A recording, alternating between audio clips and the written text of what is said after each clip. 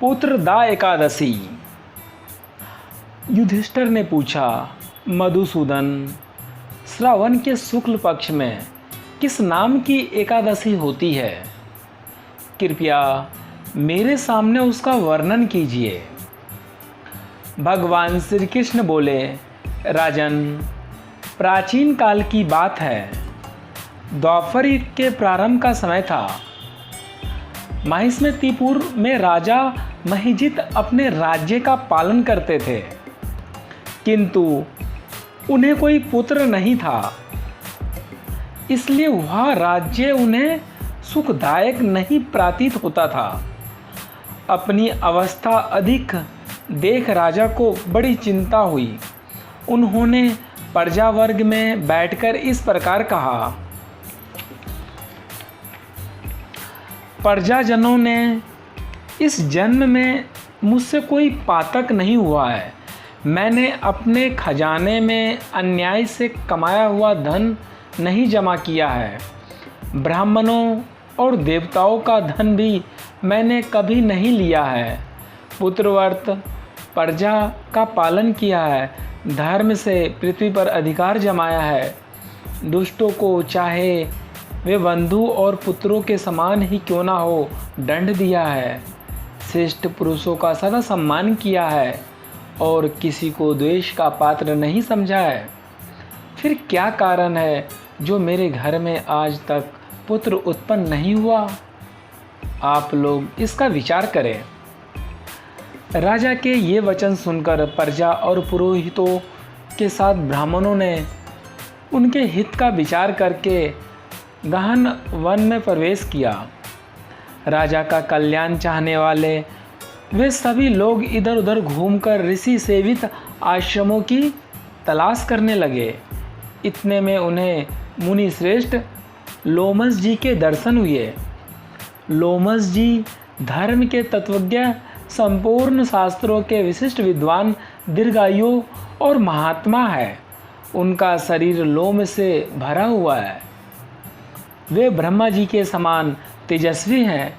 एक एक कल्प बीतने पर उनके शरीर का एक एक लोम विशीर्ण होता है, टूटकर गिरता है, इसलिए उनका नाम लोमस हुआ। वे महामुनि तीनों कालों की बातें जानते हैं। उन्हें देखकर सब लोगों को बड़ा हर्ष हुआ। लोगों को अपने निकट आया देख लोमस जी ने पूछा, तुम सब लोग किस लिए यहाँ आए हो? अपने आगमन का कारण बताओ। तुम लोगों के लिए जो हितकर कार्य होगा उसे मैं अवश्य करूँगा। प्रजाजनों ने कहा, ब्राह्मण, इस समय महिजित नाम वाले जो राजा है उन्हें कोई पुत्र नहीं है। हम लोग उन्हीं की प्रजा हैं, जिनका उन्होंने पुत्र की भ्रांति पालन किया है। उन्हें पुत्रहीन देख उनके दुख से दुखित हो हम तपस्या करने का दृढ़ निश्चय करके यहाँ आए हैं। द्विजोतम, राजा के भाग्य से इस समय हमें आपका दर्शन मिल गया है। महापुरुषों के दर्शन से ही मनुष्य के सब कार्य सिद्ध हो जाते हैं। मुने, अब हमें उस उपाय का उपदेश कीजिए जिससे राजा को पुत्र की प्राप्ति हो।